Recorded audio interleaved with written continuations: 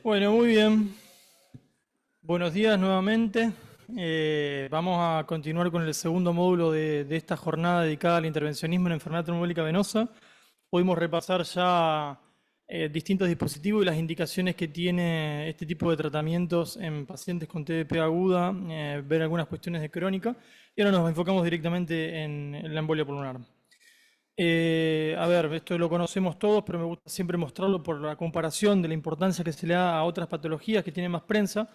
Por ejemplo, en Estados Unidos todos los años muere más gente por embolia, por enfermedad trombólica venosa, que la combinación del cáncer de mama, accidentes de tránsito y el SIDA. Y lamentablemente los esfuerzos en cambiar esto en las últimas décadas han sido siempre relegados. Y otra cuestión como profesionales de salud que no podemos dejar por alto es que la mitad de estos eventos están relacionados a cuidados médicos. Así que tenemos que hacer hincapié no solamente en tratarlos bien, que es el objetivo de hoy, sino que también en prevenirlos. ¿Por qué pensar en el tratamiento endovascular como cambio de paradigma? Bernardo lo adelantó un poco en sus comentarios que hizo en la charla previa, yo agrego algo de información. Y lamentablemente no hemos tenido, digamos, ningún cambio en la historia de esta enfermedad en las últimas décadas. Fíjense que no solamente esto, digamos, pasa acá, digamos, sino que pasa en todo el mundo, países de primer mundo y demás siguen teniendo una mortalidad, digamos, de más del 10%, que me parece que es completamente inaceptable. Hay algo que no estamos haciendo bien si definitivamente no hemos cambiado el pronóstico de esta enfermedad. Y esto lo hablamos siempre, creo que hay dos pilares fundamentales. Uno es una mejor identificación del diagnóstico de los pacientes, del pronóstico, mayor identificación de riesgo, y después desde ya pensar en algún tratamiento de reperfusión de mayor seguridad. Todos conocemos que la causa, digamos, que genera la cascada hacia el shock obstructivo de la muerte es la sobrecarga de presión aguda, entonces este debería ser nuestro target de tratamiento. Sin embargo, hoy tenemos una fórmula mágica que es para todos y todas, que es la heparina, y solamente tenemos un juez y verdugo, que es la presión arterial, que es el que nos manda y nos cambia la vara si, digamos, tenemos que actuar con algo más que solo anticoagulación. Que en el primer escalón de ese tratamiento está el trombolítico sistémico, que es efectivo, pero está asociado inherentemente a un riesgo inaceptable de sangrado mayor y sobre todo fatal o intracraneal, de más de 3 veces. Y esto probablemente sea el motivo por el cual en la vida real la tasa de uso de estrategias de reperfusión, incluso en pacientes con shock, sea extremadamente baja. Fíjense que en Argentina por ahí estamos bien en el registro con AREC, pero sigue siendo uno de cada 2 pacientes shocados por un TEP que no se realiza ningún tratamiento de reperfusión. Así que creo que claramente es tiempo de actuar y de cambiar. Es la verdad que inaceptable pensar que hoy, teniendo distintas herramientas que nos permitan identificar ese paso, esa escalada hacia el shock obstructivo, digamos, no sirvan para tomar decisiones y que tengamos que esperar a que se nos escape la tortuga y que caiga la presión arterial.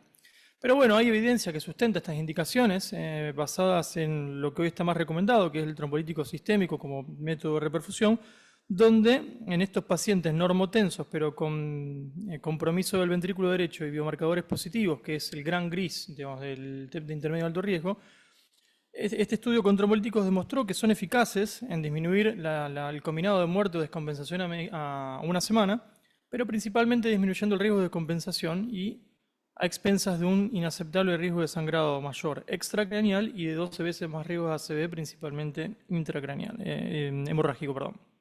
Y esto es el motivo por el cual hoy todos sabemos que en las guías, las últimas ya viejas, europeas, está completamente contraindicado la realización de trombolisis sistémica sistemática en todos estos pacientes. Pero bueno, yo creo que no son todos los pacientes iguales. Y yo creo que probablemente con algún método de mejor perfil de seguridad, los resultados van a ser distintos. Y este fue un poco la paciente que fue el punto de partida de nuestro grupo de trabajo en el hospital, una mujer de 70 años, que justamente fue admitida por una embolia pulmonar de intermedio alto grado, intermedio alto riesgo, pero que tenía otros condimentos, disnea persistente, desaturación, trombosis venosa proximal extensa, paroxismo de fibrilación auricular de alta respuesta, estaba olíurica y tenía salvas de TB no sostenida. Así que nos tenemos que quedar tranquilos porque esta mujer siempre estuvo normotensa. A mí me parece que todos estamos de acuerdo que no.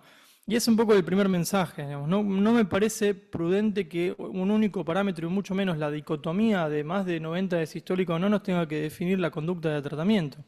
Estos pacientes de intermedio alto riesgo en realidad son más graves de lo que parecen. 40% tienen un shock normotensivo, o sea, tienen un bajo gasto que está oculto.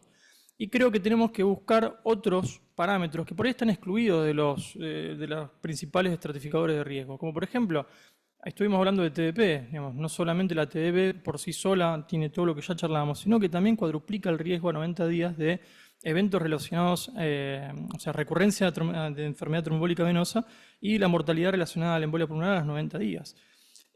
La carga trombótica la distribución central de trombos, si bien por ahí no tiene tanta peso de evidencia o es discutido, hay algunos estudios que sugieren que tiene un impacto negativo muy importante en la mortalidad o en los eventos adversos relacionados a la embolia pulmonar.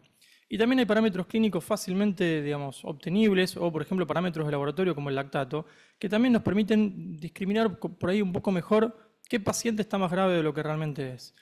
Así que ya hoy está tendiendo a cambiarse esta clasificación y se tiende a subdividir a estos pacientes por ahí intermedios, porque hay pacientes que están en riesgo de shock. Son pacientes que por ahí tienen alta carga trombótica, por ahí tienen una TDP residual o un trombo en tránsito, que claramente no están shockados en ese momento, pero tienen riesgo de descompensación.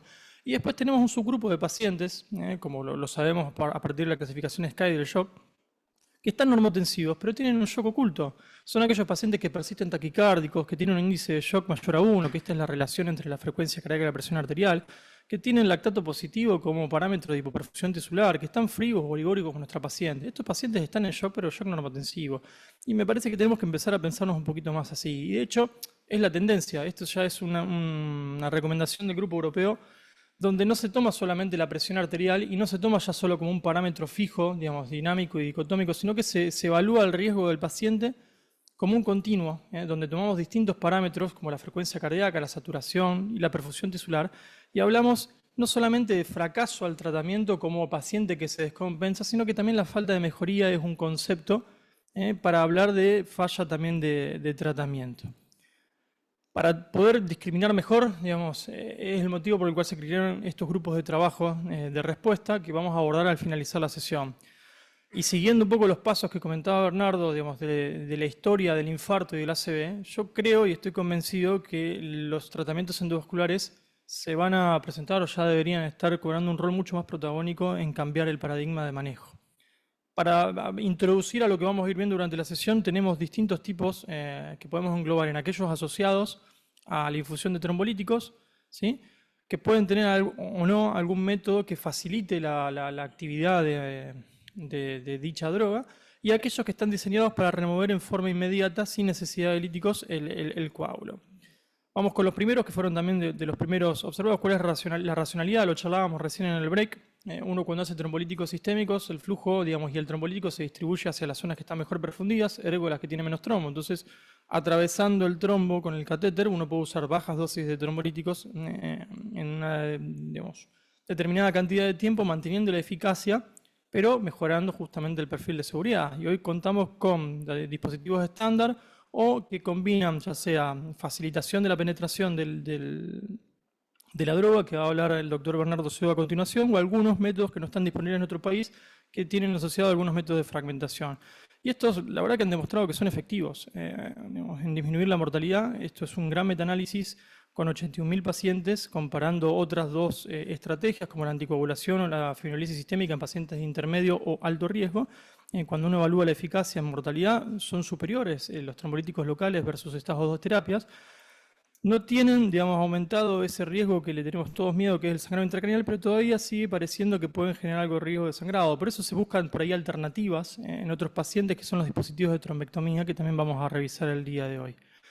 En definitiva, digamos, de la vida real, para ya no hablar de cada dispositivo puntual, esto es datos de la base de datos de Readmisión Nacional de Estados Unidos. Fíjense, más de 50.000 pacientes con TEP de intermedio o alto riesgo. Se usó terapias endovasculares, ya sea por líticos locales o trombectomía, en casi el 20%, y este uso estuvo asociado a una disminución significativa de la mortalidad intrahospitalaria y la readmisión a 90 días por cualquier causa, y desde ya la relacionada a la enfermedad trombólica venosa. Y eso fue lo que hicimos nosotros con nuestra paciente. No nos parecía que era una paciente que tenía claros signos de shock normotensivo. Hicimos en este caso trombolíticos locales, mejorando francamente su hemodinamia, su estado clínico. Y ya tenemos que dar vuelta a la página, y ya hay varias recomendaciones de expertos que nos plantean a la intervención dirigida por catéter como primera línea en pacientes con contraindicación de alto riesgo, como ya teníamos, de sangrado, pero bueno, por encima de la trombectomía quirúrgica, que antes era el segundo escalón después de la trombolisis sistémica.